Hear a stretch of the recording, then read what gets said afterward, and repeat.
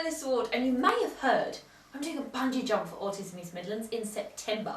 And today I'm here at their Enterprise Hub to meet some pretty, how do you say it, autastic people. CEO Jane Housen and Service Manager Lisa Downs. Hi ladies, thank you so much for having us today. Right, first and foremost, who are Autism East Midlands?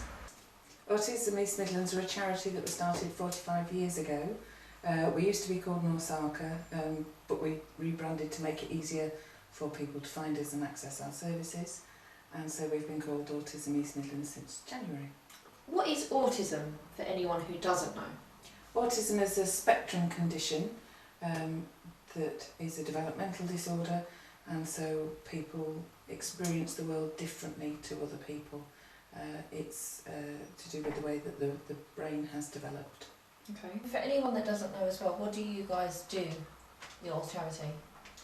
We have a range of services. We have a school which has children in it from the age of about 5 up to 19, and then in adult services we have a number of flexible day opportunities. We have residential care, we support people in supported living in their own homes, and we have family support groups that offer peer support for families affected by autism. Okay. Why did you guys set this charity up? What was the main focus? Because it did originally start, didn't it, with a group of parents of people with autism? Yeah. Well, it was set up in response 45 years ago to a need that was recognised by a group of parents and a psychologist at a time when autism as a diagnosis was still quite new. Yeah. So there was a gap in support for people. So Elizabeth Newson was buying a home as a family home and instead started a school for people with autism. So that's where we started. Brilliant.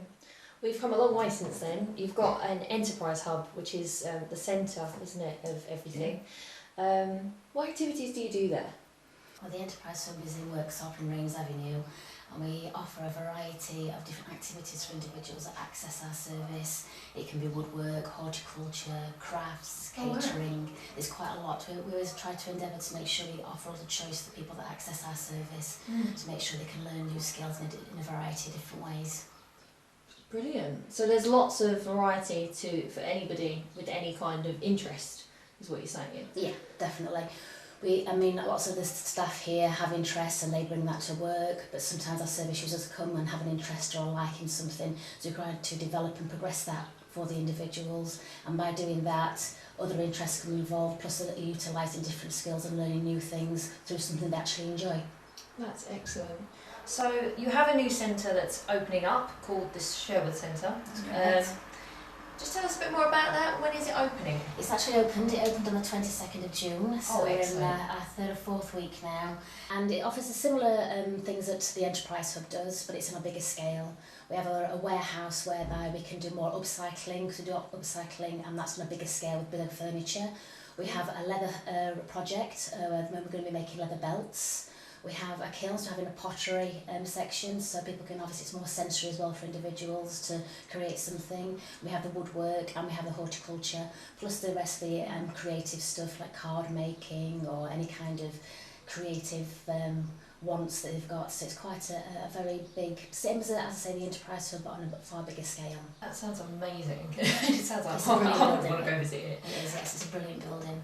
Excellent. What other services then do you guys offer, and what other day centres are there? We have 6 day services. Wow. Throughout the area, and we have residential, as Jane was saying, and obviously we have our school. Oh. Schools in Nottingham. Do they all kind of do similar things or different things? There's a similarity with quite a lot of us. We've obviously the same standards and offers of choice. Yeah. But others, like one in Hena, that has more of a sensory room, mild room, and a jacuzzi. So different areas will offer different things. Yes. Specifically speaking about that, for people who live in Derbyshire, what kind of service does that offer? We have the pottery, the gardening, the ITs and all sorts of creative stuff that they have happening at the Monday Street. Why do you think businesses need to be more autism friendly, and also how can they be more autism friendly?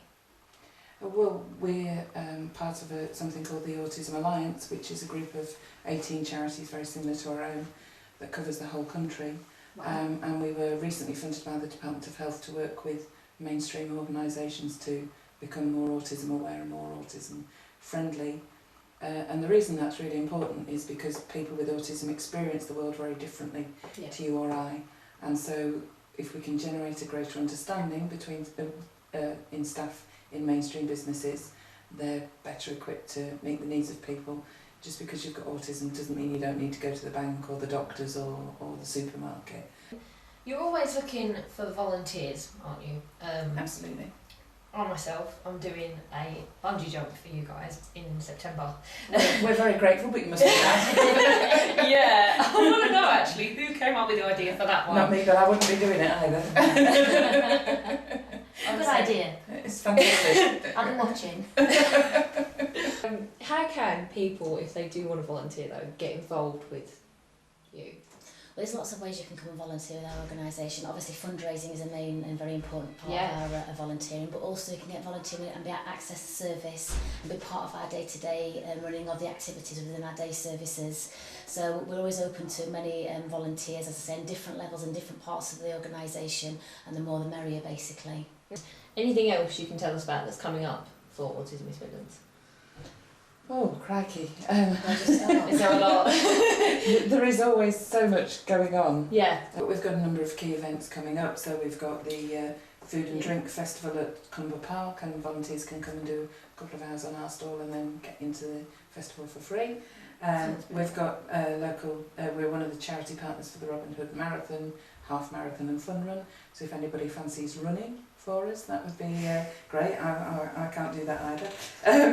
And we're also Sainsbury's Charity of the Year at the Ripley store. Oh, congratulations. So, yeah, it's great. It's really good news, but we will need backpackers and people to raise funds there. Yeah. And we're having a Battle of the Bands event on the 14th of August at the Bodega in Nottingham. So if anybody's in a band, knows somebody that's in a band that might want to come and take part in our Battle of the Bands, that'd be great. Where can we find you? On Twitter, social media? Do you guys have those pages? We do. We're on Facebook under Autism East Midlands. We've got a website which is www.autismeastmidlands.org.uk, and we are on Twitter, which is at autism_East capital E for the East and capital M for the Mids. So at autism_East Midlands, East Mids, sorry. East Mids. That's the Twitter. Capital E and capital M. That's correct, yes. Excellent. Make sure you give them a follow, and thank you so much for having us today. It's been an absolute pleasure being with you guys. Thank you for coming. Thank you. Thank you.